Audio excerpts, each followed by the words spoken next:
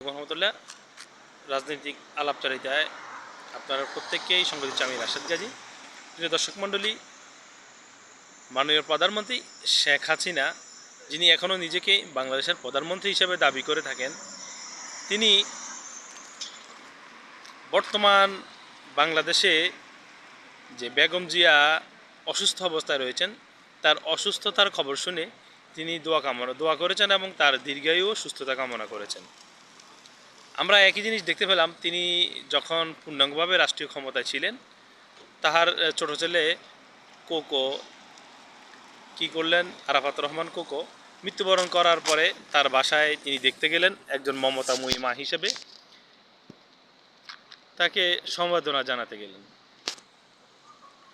এখানে বাংলাদেশের নির্বাচনী ডামাডোল বেজে উঠেছে। আজকে নির্বাচন কমিশনার নির্বাচনের দিনক্ষণ ঠিক করেছেন এবং তফসিল ঘোষণা করেছেন। এই তফসিলের মধ্যে দিয়ে বাংলাদেশ আজ বিভক্ত হতে শুরু করেছে। আমরা দেখলাম গত 16 বছর শেখ হাসিনার সরকারকে যদি অবৈধ এবং ফ্যাসিস্ট বলা হয়, কিন্তু ওই সরকার কখনো কারো নির্বাচনের উপর হস্তক্ষেপ করেননি, বলেন নাই যে আপনি নির্বাচনে অংশগ্রহণ করতে পারবেন না। একটি ভিন্ন এবং ব্যতিক্রমধর্মী নির্বাচনী অনুষ্ঠান আমরা দেখতে পেলাম এই 2025-এ এসে, যে নির্বাচন কমিশনার বর্তমান যারা ক্ষমতা দখল করেছেন তাদেরকে আজ্ঞাবহ দাস হিসাবে সেটা পালন করতেছেন, যে রাজনৈতিক দল হিসাবে এই বাংলাদেশের প্রতিষ্ঠাতা যারা, যে দলটি বাংলাদেশ নামক একটি ভূখণ্ডের প্রতিষ্ঠা করেছেন, সেই দলটি যে কোনো ফরম্যাটে নির্বাচনে অংশগ্রহণ করতে চাচ্ছে। যেহেতু বিরোধীদের গত 16-17 বছর একটি আবদার ছিল বড় ধরনের, এবং সেখানে জাতি মনে করতেছে সমস্যা ছিল যে তারা নির্বাচনে অংশগ্রহণ করতে পারেন নাই, কিন্তু তাদেরকে এখন যেভাবে বাহিরে রাখা হচ্ছে নিবন্ধন বাতিল করে, তাদেরকে কিন্তু সেভাবে নির্বাচন থেকে বাহিরে রাখা হয়। তারা গণতান্ত্রিক অধিকার প্রয়োগ করেছেন, তারা নির্বাচনে আসেন নাই। কিন্তু বর্তমান সরকার এই প্যাসিস্টের সংজ্ঞাটা কীভাবে দিবেন জানি না। যারা যে কোনো ফরম্যাটেই যে কোনো প্রতিকূল পরিবেশেই তারা নির্বাচন করতে ইচ্ছুক, তারা মনে করতেছেন যেহেতু তাদের সরকারের সময় বিরোধী দলেরা যেই বাংলাদেশের যে পার্লামেন্টারি যেই ইলেকশনটা আছে, সেখানে যেহেতু তারা অংশগ্রহণ করেন নাই, কিন্তু করতে কেউ কিন্তু বাধা দেয় নাই বা নিষেধও করেন নাই, কিন্তু তারা তাদের গণতান্ত্রিক অধিকার পূর্ণাঙ্গভাবে প্রয়োগ করেছেন এবং তারা নির্বাচনে অংশগ্রহণ করেন নাই। কিন্তু এখন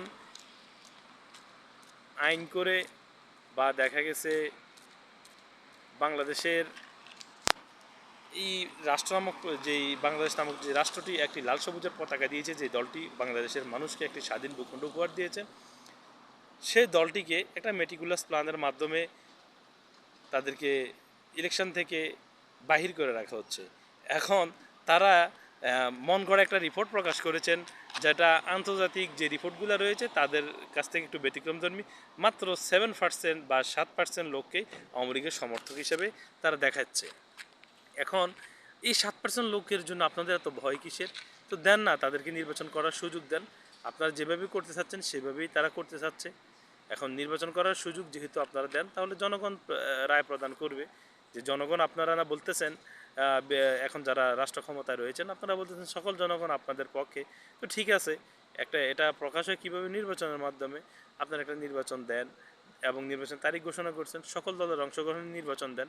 এত বছর যেহেতু নির্বাচনেই সমস্যা ছিল, তাহলে এখন কেন নির্বাচনে কি 14 দলকে বাদ দিয়ে দিচ্ছেন? 14 দল সহ আপনারা নির্বাচন করেন, দেখা যাক না আপনারা কয়টা আসন পান, তারা কয়টা আসন পায়। যদি জনগণ তাদেরকে প্রত্যাখ্যান করে থাকে, আপনাদের পক্ষ অবলম্বন করে থাকে, এবং আপনারাই বলতেছেন 7% তাদের জনসমর্থন, 7% জনসমর্থন হলে তাদের জনসমর্থন তো 7% হলেও আছে, তাহলে তাদেরকে এই নিয়ে এত ভয় পাচ্ছেন কেন? তাদেরকে নির্বাচনে অংশগ্রহণ করার সুযোগ দিচ্ছেন না। সুযোগটা দেন, দেওয়ার পরেই ভোটের রায় তো প্রকাশ পাবে যে তখন 7%-এর মধ্যে আছে না এর চেয়ে কম বেশি আছে না মোটেও নাই। আর আরেকটা জিনিস দেখতে পেলাম, বাংলাদেশের রাষ্ট্রপতি চুপ্পু সাহেব তাকে অনেক অবমাননা করেছেন। গত 16টি বছর 16-17টি মাস ধরে তাকে অবরুদ্ধ এবং তার বাক রুদ্ধ করে রেখেছেন, তার পিঠে বন্দুক রেখে রাষ্ট্রীয় যত অধ্যাদেশ রয়েছেন সেটা পাশ করিয়ে নিয়েছেন বর্তমান সরকার, কিন্তু তার সাথে কোনো নেগোসিয়েশন তিন বাহিনীর প্রধান এবং সেনাবাহিনীর ছাড়া আর কেউ রাখেন নাই রাষ্ট্রপতির সাথে যোগাযোগ, এবং তাকে তার ছবি বিভিন্ন রাষ্ট্রদূত থেকে বিভিন্ন দেশের রাষ্ট্রদূতের যে অফিসটা রয়েছে সেখান থেকে নামিয়ে ফেলা হয়েছে এবং বিভিন্নভাবে তাকে অপমান করা হয়েছে, অপদস্থ করা হয়েছে। তিনি এ খবরটা বার্তা সংস্থা রয়টার্সকে নিশ্চিত করেছেন এবং তিনি বলেছেন নির্বাচন তফসিল হলে তার এই বক্তব্যটা যাতে প্রকাশ করে, এবং তারা এই বক্তব্যটা প্রকাশ করেছেন। তিনি এখন নির্বাচনের পরপরই রাষ্ট্রপতি পদত্যাগ থেকে রাষ্ট্রপতির পদ থেকে পদত্যাগ করতে চাচ্ছেন এবং করবেন বলে এই ইয়েতে আপনার সে বার্তা সংস্থা রয়টার্সকে জানিয়েছে, এবং তারা এই প্রতিবেদনটা কিছুক্ষণ আগেই প্রকাশ করেছে। এ নিয়ে রাষ্ট্রের যে ভিত নড়ে গেছে এবং বাংলাদেশের ভিতর এবং বহির্বিশ্বে এ নিয়ে সমালোচনা হচ্ছে যে বাংলাদেশের রাষ্ট্রপতি অপমানজনিত কারণে তাকে অপমান করা হচ্ছে। সেই অপমানের কারণে তিনি এখন সর্বাত্মক সহযোগিতা করার পরও তাকে অপমান করা হচ্ছে, তার ঘাড়ে বন্দুক রাখা হচ্ছে, তার প্রাণের সংশয় রয়েছে। এই জন্য তিনি এখন নির্বাচনের পরপরই পদত্যাগ করে নেবেন। তো এটা কিন্তু বাংলাদেশের বর্তমান নির্বাচনকে বানচাল করার জন্য এবং বা এটা যে অবৈধ একটা নির্বাচন সেটা জাতিকে এবং বিশ্বকে একটি বার্তা দিচ্ছে যে রাষ্ট্রপতিকে উপেক্ষা করে নির্বাচনের সর্বদলের অংশগ্রহণ নিশ্চিত না করে তারা একটি নির্বাচনের অংশগ্রহণ করতে যাচ্ছে, যেটা তাদের মেটিকুলাসেরই অংশ। তো সেটাই জাতিকে আজকে প্রমাণ করতে চাচ্ছে বা বিশ্ববাসীকে জানিয়ে দিলেন। তিনি দেশীয় কোনো গণমাধ্যমকে নয়, বিশ্ববাসীকে সেটা জানিয়ে দিলেন।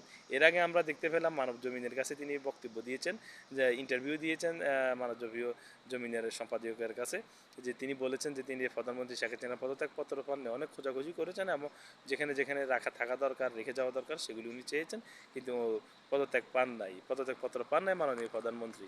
এরপর থেকে মূলত কিন্তু ওনার সাথে আর কাউকে দেখা করতে দেওয়া হয় না। এখন উনি গোপনে গোপনে একটি ইন্টারভিউ দিয়েছেন বার্তা সংস্থা রয়টার্সকে, এবং সে তার এই মনের গত 17 মাসের জ্বালা যন্ত্রণাগুলি তিনি একটা ক্ষোভের মাধ্যমে প্রকাশ করে ঠান্ডা মাথায় সেটা বিশ্ববাসীকে জানিয়ে দিলেন, এবং তাদের এই নির্বাচন যে অবৈধ সেটাও জানিয়ে দিলেন, যে কোনো কিছুর তোয়াক্কা উপেক্ষা না করে রাষ্ট্রকে অস্থিতিশীল পরিবেশের সৃষ্টি।